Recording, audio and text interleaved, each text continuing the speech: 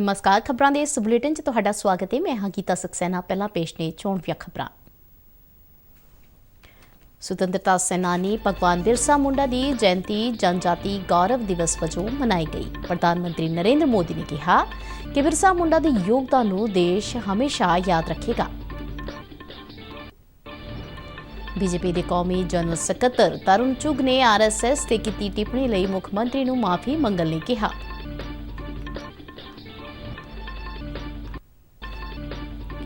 पद्मश्री प्रकाश कौर दा लोकां नूं सुनेहा, बच्चियां नूं कुੱਖਾਂ विच मार के मनुखता नूं ना करो तार-तार।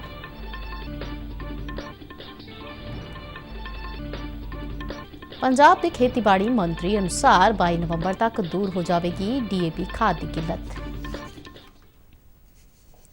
ते हुण खबरां विस्तार नाल।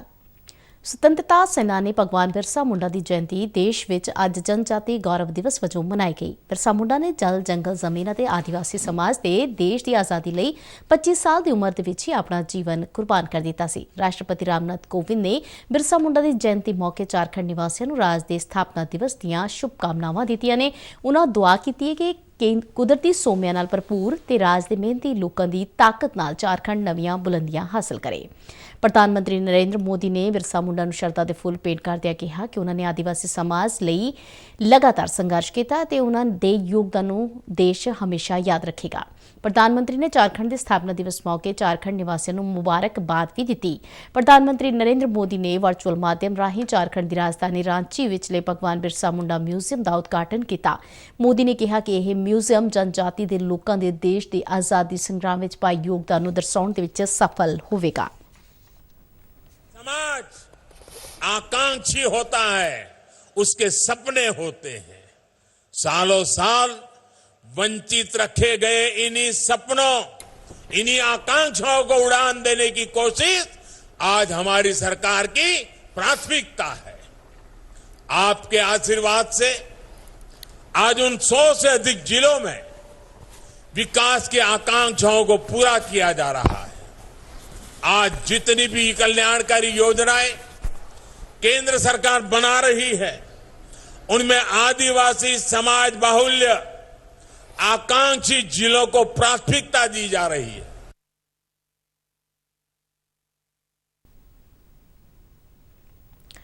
प्रधानमंत्री नरेंद्र मोदी ने भगवान बिरसा मुंडा की जयंती ते अज नवी दिल्ली विखे संसद कंपलैक्स में उन्हां दे बुत ते फुੱਲ मालावां भेंट कीतियां। लोक सभा स्पीकर ओम बिरला समेत होर मन्नियां परमन्नियां शख्सियतां हाज़र सन। पंजाब भारतीय जनता पार्टी के आगुआ ने कल रात नवी दिल्ली विच पार्टी के कौमी प्रधान JP नड्डा नाल मुलाकात की। समझा जाता है कि इस दौरान राज विधानसभा दीआं आउंदियां चोणां बारे विचार वटांदरा किया गया है। इस दौरान भारतीय जनता पार्टी के कौमी जनरल सकत्तर तरुण चुग ने पंजाब विधानसभा के सैशन दौरान RSS ते कीतियां गईयां टिप्पणियां लई मुख मंत्री नूं RSS तो माफी मंगण लई कहा है। एक बयान विच उन्होंने कहा है कि RSS ने कांग्रेस तो वधेरे चंगे तरीके नाल पंजाब की सेवा की है। उन्होंने कहा कि मुख मंत्री का यह कहना पूरी तरह गलत है कि RSS पंजाब में 1966 के आई सी, जबकि हकीकत यह कि RSS आज़ादी तो पहलों के दिनों तो ही पंजाब की सेवा करती आ रही है। तरुण चुग ने कहा कि मुख मंत्री नूं कुछ कहण तो पहलां अपने तथ्यां नूं सही कर लेना चाहिए है। उन्होंने RSS वर्गी संस्था नूं सियासत की लड़ाई विच खिंचण दे लई मुख मंत्री नूं माफी मंगण दे लई आखिआ। आज़ादी का अमृत महोत्सव नूं समर्पित आज़ादी का सफर तहत असी भारत की आज़ादी विच योगदान पाउण वाले वख-वख मन्ने परमन्ने अते गुमनाम आज़ादी संग्रामियों के जीवन के पहलुआं तो तुहानूं जाणू करवाउंदे हां। आज की कड़ी विच असीं तुहानूं आज़ादी घुलाटी अते आदिवासी नायक बिरसा मुंडा विनोबा भावे बारे जानकारी दे रहे हां। पेश है एक रिपोर्ट।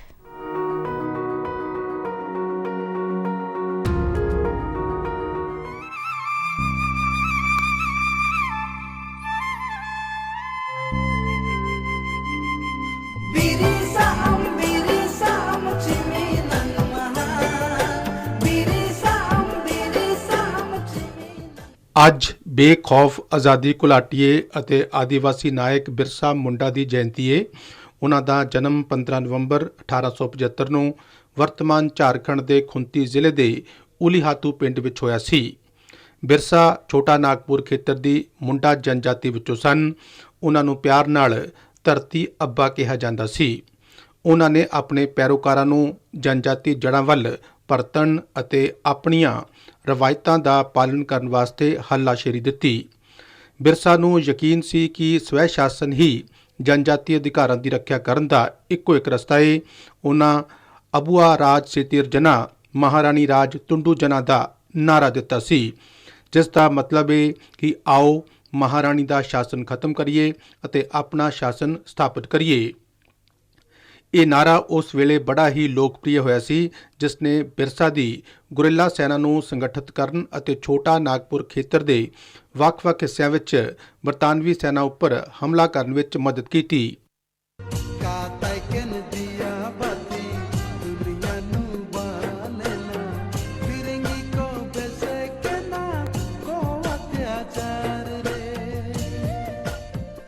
ਅਠਾਰਾਂ 1890 ਦੇ ਦਹਾਕੇ ਦੇ ਅਖੀਰ ਵਿੱਚ ਬਿਰਸਾ ਨੇ ਸਾਮੰਤਵਾਦੀ ਸ਼ਾਸਨ ਪ੍ਰਣਾਲੀ ਨੂੰ ਖਤਮ ਕਰਨ ਲਈ ਕਮਰ ਕੱਸ ਲਈ ਸੀ, ਜਿਸ ਨੂੰ ਅੰਗਰੇਜ਼ਾਂ ਨੇ ਆਦੀਵਾਸੀ ਜੰਗਲ ਭੂਮੀ ਵਾਸਤੇ ਸ਼ੁਰੂ ਕੀਤਾ ਸੀ।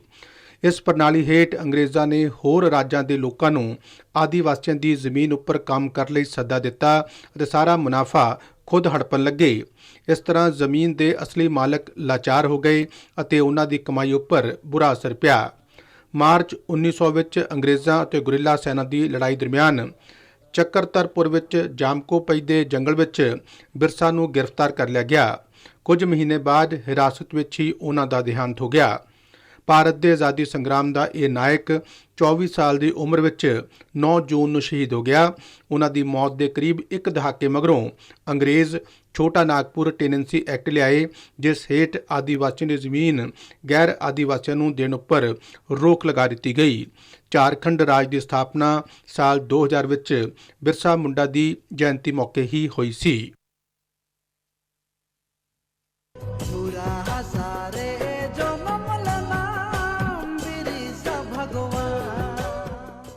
ਅੱਜ ਹੀ ਆਜ਼ਾਦੀ ਘੁਲਾਟੀਏ ਤੇ ਸਮਾਜ ਸੁਧਾਰਕ ਵਿਨੋਦਾ ਭਾਵੇ ਦੀ ਬਰਸੀ ਵੀ ਹੈ।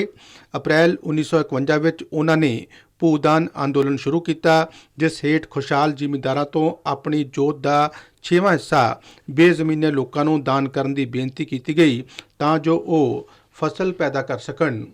ਉਹਨਾਂ ਇਸ ਨੂੰ ਪ੍ਰੇਮ ਦੇ ਮਾਧਿਅਮ ਨਾਲ ਕ੍ਰਾਂਤੀ ਦੱਸਿਆ।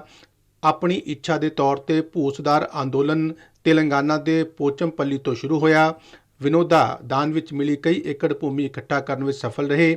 ਉਹਨਾਂ ਨੇ ਇਹ ਜ਼ਮੀਨ ਉੜੀਸਾ ਭੂਦਾਨ ਬਿੱਲ ਤਹਿਤ ਵੰਡ ਦਿੱਤੀ, ਜਿਸ ਨੂੰ ਰਾਜ ਸਰਕਾਰ ਨੇ 26 ਜੁਲਾਈ 1953 ਨੂੰ ਪਾਸ ਕਰਵਾਇਆ।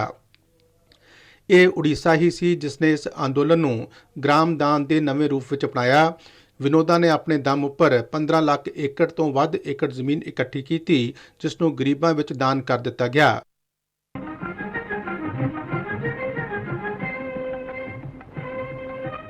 1982 ਵਿੱਚ ਵਿਨੋਬਾ ਬਹੁਤ ਜ਼ਿਆਦਾ ਬਿਮਾਰ ਹੋ ਗਏ ਅਤੇ ਖਾਣਾ ਪੀਣਾ ਤੇ ਦਵਾ ਲੈਣੀ ਵੀ ਬੰਦ ਕਰ ਦਿੱਤੀ। 15 ਨਵੰਬਰ 1982 ਨੂੰ 87 ਸਾਲ ਦੀ ਉਮਰ ਵਿੱਚ ਵਿਨੋਬਾ ਭਾਵੇ ਦਾ ਦੇਹਾਂਤ ਹੋ ਗਿਆ। ਉਹਨਾਂ ਨੂੰ ਮਰਨ ਉਪਰੰਤ 1983 ਵਿੱਚ ਭਾਰਤ ਦਾ ਸਭ ਤੋਂ ਵੱਡਾ ਨਾਗਰਿਕ ਸਨਮਾਨ ਭਾਰਤ ਰਤਨ ਪ੍ਰਦਾਨ ਕੀਤਾ ਗਿਆ।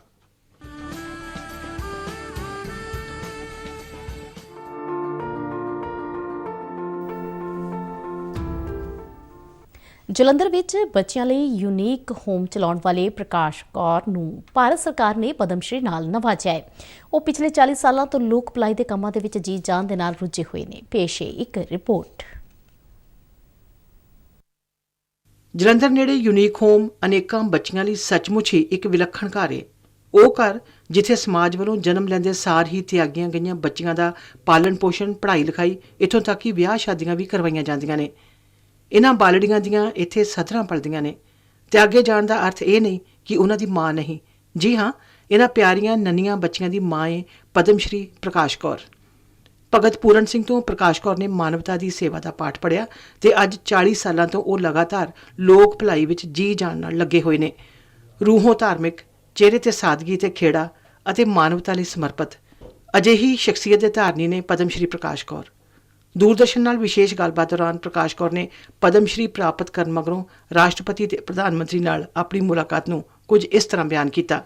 ਮੈਨੂੰ ਜਦੋਂ ਪਦਮ ਸ਼੍ਰੀ ਲੱਗੇ ਦੇਣ, ਜਿਹੜੇ ਸਾਡੇ ਸਤਿਕਾਰਯੋਗ ਰਾਸ਼ਟਰਪਤੀ ਜੀ ਨੇ, ਉਹਨਾਂ ਨੇ ਮੈਨੂੰ ਦੋ ਗੱਲਾਂ ਉਸ ਟਾਈਮ ਕਹੀਆਂ। ਸਤਿ ਸ਼੍ਰੀ ਅਕਾਲ ਜੀ, ਮੈਂ ਵੀ ਸਤਿ ਸ਼੍ਰੀ ਅਕਾਲ ਕੀਤਾ ਫਿਰ ਉਹ ਮੈਨੂੰ ਕਹਿਣ ਲੱਗੇ ਕਿ ਤੇਰੇ ਉੱਤੇ ਵਾਹਿਗੁਰੂ ਦੀ ਬੜੀ ਕਿਰਪਾ ਹੈ ਤੇ ਬਹੁਤ ਤੇਰੇ ਤੇ ਵਾਹਿਗੁਰੂ ਜੀ ਦੀ ਕਿਰਪਾ ਹੈ ਤੇ ਇਹਨੇ ਟਾਈਮ 'ਚੋਂ ਲੈ ਕੇ ਅੱਗੇ ਲੰਘੇ। ਬਟ ਜਦੋਂ ਟੀ ਟਾਈਮ ਸੀ, ਗੈਟ ਟੂਗੈਦਰ ਸੀ, ਉਹਦੇ ਵਿੱਚ ਉਹਨਾਂ ਨੇ ਮੇਰੇ ਨਾਲ ਫਿਰ ਮੈਨੂੰ ਦੁਬਾਰਾ ਕਿਹਾ ਕਿ ਤੁਸੀਂ ਸੁਸਾਇਟੀ ਦੇ ਵਿੱਚ ਜਿਹੜਾ ਕੰਮ ਕਰ ਰਹੇ ਹੋ ਬਹੁਤ ਵਧੀਆ ਕਰ ਰਹੇ ਹੋ ਤੇ ਤੁਸੀਂ ਆਪਣਾ ਧਿਆਨ ਰੱਖਣਾ। ਜਦੋਂ ਅੱਗੇ ਲੰਘੇ ਫਿਰ ਵਾਪਸ ਬੈਕ ਮੂੰਹ ਕਰਕੇ ਪਿੱਛੇ ਮੈਨੂੰ ਕਹਿੰਦੇ ਆਪਣੀ ਸਿਹਤ ਦਾ ਖਾਸ ਧਿਆਨ ਰੱਖਣਾ, ਤੁਸੀਂ ਬਹੁਤ ਸੁਸਾਇਟੀ ਨੂੰ ਚੰਗੀ ਬਹੁਤ ਅੱਛੀ ਦੇਣ ਦੇ ਰਹੇ ਹੋ। ਤੇ ਮੈਂ ਬੜੀ ਹੈਰਾਨ ਕਿ ਮੈਨੂੰ ਸਾਡੇ ਪ੍ਰਧਾਨ ਮੰਤਰੀ ਜੀ ਕਹਿੰਦੇ ਕਿ ਅੱਜ ਕੱਲ੍ਹ ਫਿਰ ਕਿੰਨੇ ਬੱਚੇ ਨੇ, ਕਿਸ ਤਰ੍ਹਾਂ ਹੈ। ਉਹਨਾਂ ਮੈਨੂੰ ਫਿਰ ਪੂਰਾ ਪੁੱਛਿਆ ਜੀ ਤੇ ਬਹੁਤ ਖੁਸ਼ ਹੋਏ। ਮੈਨੂੰ ਸਭ ਤੋਂ ਚੰਗਾ ਉੱਥੇ ਕੀ ਲੱਗਾ ਕਿ ਜੋ ਉਹਨਾਂ ਦੀ ਚੋਇਸ ਸੀ, ਜਿਹੜੀ ਉਹਨਾਂ ਨੇ ਲੋਕਾਂ ਨੂੰ ਚੁਣਿਆ ਸੀ ਵੀ ਇਹਨਾਂ ਨੂੰ ਅਸੀਂ ਪਦਮ ਸ਼੍ਰੀ ਦੇਣੇ ਆ, ਤੇ ਮੈਂ ਹੈਜੀਟੇਟ ਹੋ ਰਹੀ ਸੀ ਜਦੋਂ ਮੈਂ ਉੱਥੇ ਉਹਨਾਂ ਲੋਕਾਂ ਦੇ ਦਰਸ਼ਨ ਨਹੀਂ ਕੀਤੇ ਸੀ ਕਿ ਮੇਰੇ 'ਚ ਬਹੁਤ ਇਨਫੀਰੀਅਰਟੀ ਕੰਪਲੈਕਸ ਸੀ ਕਿ ਮੈਂ ਬੜੀ ਗਰੀਬ ਹਾਂ ਤੇ ਮੈਂ ਕਿੱਥੇ ਚੱਲੀਆਂ ਏਡੇ ਏਡੇ ਵੱਡੇ ਬੰਦਿਆਂ 'ਚ। ਤੇ ਜਦੋਂ ਮੈਂ ਉੱਥੇ ਗਈ ਤੇ ਮੈਂ ਇੰਨੀ ਖੁਸ਼ ਹੋਈ, ਸਾਰੇ ਹੀ ਮਾਤੜ ਮੇਰੇ ਵਰਗੇ, ਸਾਰੇ ਮੇਰੇ ਵਰਗੇ ਵਿਚਾਰੇ ਮਾਤੜ ਆਏ ਹੋਏ ਸੀ। ਉਹਨਾਂ ਦੇ ਦਰਸ਼ਨ ਕਰਕੇ ਮੈਂ ਬਹੁਤ ਖੁਸ਼ ਹੋਈ ਜੀ। ਮਿਲੇ ਵੀ, ਉਹਨਾਂ ਨੇ ਮੈਨੂੰ ਬਹੁਤ ਬਲੈਸ ਕੀਤਾ, ਸਾਰਿਆਂ ਨੇ ਮੈਨੂੰ ਬਲੈਸਿੰਗਸ ਦਿੱਤੀਆਂ।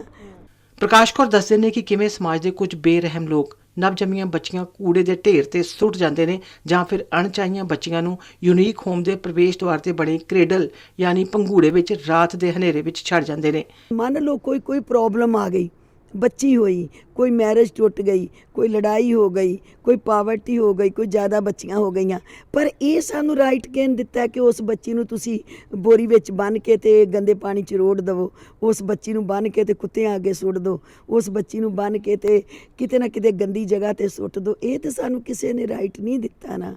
ਸੋ ਮੇਰੀ ਬੇਨਤੀ ਹੈ ਕਿ ਸਾਨੂੰ ਪ੍ਰਮਾਤਮਾ ਵਿਵੇਕ ਬੁੱਧ ਬਖਸ਼ਿਸ਼ ਕਰਨ। ਪ੍ਰਕਾਸ਼ ਕੌਰ ਨੇ ਦੂਰਦਰਸ਼ਨ ਖਬਰਾਂ ਨਾਲ ਗੱਲਬਾਤ ਤੋਂ ਬਾਅਦ ਇੱਕ ਮਹੱਤਵਪੂਰਨ ਸੁਨੇਹਾ ਦਿੰਦਿਆਂ ਕਿਹਾ ਕਿ ਲੋਕ ਵਾਹਿਗੁਰੂ ਤੋਂ ਡਰਨ ਅਤੇ ਬੱਚੀਆਂ ਨੂੰ ਕੁੱਖਾਂ ਵਿੱਚ ਨਾ ਮਾਰਨ ਤੇ ਵਾਹਿਗੁਰੂ ਦੀ ਦਾਤ ਨੂੰ ਸੜਕਾਂ, ਗਲੀਆਂ ਤੇ ਕੂੜੇਦਾਨਾਂ ਵਿੱਚ ਨਾ ਸੁੱਟਣ, ਕਿਉਂਕਿ ਇਹ ਸਿਰਫ ਗੈਰ ਕਾਨੂੰਨੀ ਹੀ ਨਹੀਂ ਸਗੋਂ ਮਾਨਵਤਾ ਨੂੰ ਤਾਰ-ਤਾਰ ਕਰਨ ਵਾਲਾ ਕਾਰਾ ਹੈ। ਅਗਰ ਕੋਈ ਪ੍ਰੋਬਲਮ ਹੈ, ਤੁਹਾਨੂੰ ਕੋਈ ਮੁਸ਼ਕਲ ਆ ਗਈ ਹੈ ਤੇ ਇਹਨਾਂ ਬੱਚੀਆਂ ਨੂੰ ਇਸ ਤਰ੍ਹਾਂ ਨਾ ਮਾਰੋ, ਕੁੱਤਿਆਂ ਦੇ ਅੱਗੇ ਨਾ ਸੁੱਟੋ, ਬਿੱਲੀਆਂ ਦੇ ਅੱਗੇ ਨਾ ਸੁੱਟੋ। ਭਾਈ ਕਨ੍ਹਈਆ ਜੀ ਚੈਰੀਟੇਬਲ ਟਰਸਟ ਇਹਨਾਂ ਬੱਚੀਆਂ ਦੀ ਸੇਵਾ 'ਚ 24 ਘੰਟੇ ਹਾਜ਼ਰ ਹੈ।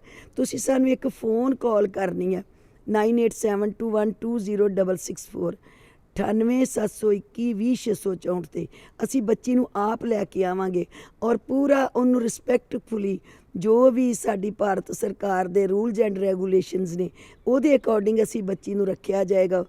ਪ੍ਰਕਾਸ਼ ਕੌਰ ਇੱਕ ਰੱਬ ਰੂਪੀ ਸ਼ਖਸੀਅਤ ਨੇ ਜੋ ਇਹਨਾਂ ਬੱਚੀਆਂ ਤੇ ਪਿਆਰ ਲੁਟਾਉਂਦੇ ਨੇ। ਬੱਚੀਆਂ ਨੂੰ ਪਾਲ ਪੋਸ ਕੇ ਪੜ੍ਹਾ ਲਿਖਾ ਕੇ ਆਪਣੇ ਪੈਰਾਂ ਤੇ ਖੜੇ ਹੀ ਨਹੀਂ ਕਰਦੇ ਸਗੋਂ ਆਪਣੇ ਹੱਥੀਂ ਉਹਨਾਂ ਦੇ ਵਿਆਹ ਕਾਰਜ ਕਰਦੇ ਨੇ। ਦੱਸਣਯੋਗ ਹੈ ਕਿ ਯੂਨੀਕ ਹੋਮ ਦੀਆਂ ਅਨੇਕਾਂ ਲੜਕੀਆਂ ਇਸ ਵੇਲੇ ਪਰਿਵਾਰਾਂ ਵਾਲੀਆਂ ਨੇ ਤੇ ਕਈ ਵਿਦੇਸ਼ਾਂ ਵਿੱਚ ਪੜ੍ਹਾਈ ਵੀ ਕਰ ਰਹੀਆਂ ਨੇ। ਪਦਮ ਸ਼੍ਰੀ ਪ੍ਰਕਾਸ਼ ਕੌਰ ਦੇ ਜਜ਼ਬੇ ਨੂੰ ਸੱਚਮੁੱਚ ਹੀ ਸਲਾਮ ਕਰਨ ਨੂੰ ਜੀ ਕਰਦਾ ਹੈ।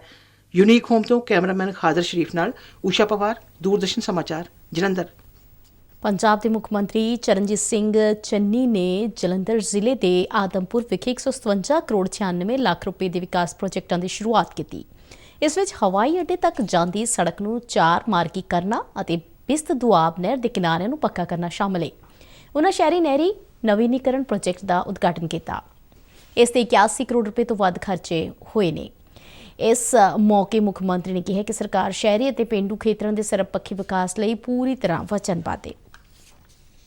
ਪੰਜਾਬ ਦੇ ਖੇਤੀਬਾੜੀ ਤੇ ਕਿਸਾਨ ਭਲਾਈ ਮੰਤਰੀ ਰਣਦੀਪ ਸਿੰਘ ਨਾਭਾ ਨੇ ਸਪਸ਼ਟ ਕੀਤਾ ਹੈ ਕਿ ਰਾਜ ਵਿੱਚ ਚੱਲ ਰਹੀ ਡੀਏਪੀ ਖਾਦ ਦੀ ਕਿੱਲਤ 22 ਨਵੰਬਰ ਤੱਕ ਦੂਰ ਕਰ ਦਿੱਤੀ ਜਾਵੇਗੀ।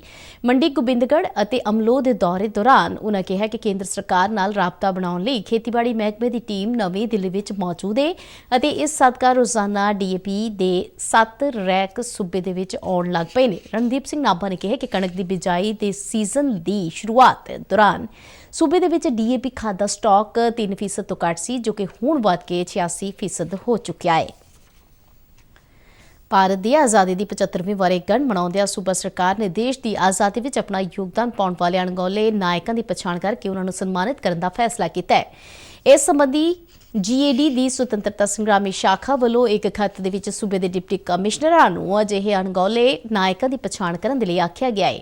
ਇਸ ਖੱਤ ਵਿੱਚ ਅਜਿਹੇ ਸੁਤੰਤਰਤਾ ਸੰਗਰਾਮੀ ਪਰਿਵਾਰਾਂ ਨੂੰ ਵੀ ਅਪੀਲ ਕੀਤੀ ਗਈ ਹੈ ਕਿ ਜੇਕਰ ਪ੍ਰਸ਼ਾਸਨ ਨੇ ਉਹਨਾਂ ਤੱਕ ਪਹੁੰਚ ਨਹੀਂ ਬਣਾਈ ਤਾਂ ਉਹ ਆਪਣੇ ਨੇੜਲੇ SDM ਦਫ਼ਤਰ ਦੇ ਨਾਲ ਸੰਪਰਕ ਕਰ ਸਕਦੇ ਨੇ। ਇਸ ਦੇ ਨਾਲ ਹੀ ਖਬਰਾਂ ਦਾ ਇਹ ਬੁਲੇਟਿਨ ਖਤਮ ਹੁੰਦਾ ਹੈ। ਇਜਾਜ਼ਤ ਦਿਓ, ਨਮਸਕਾਰ।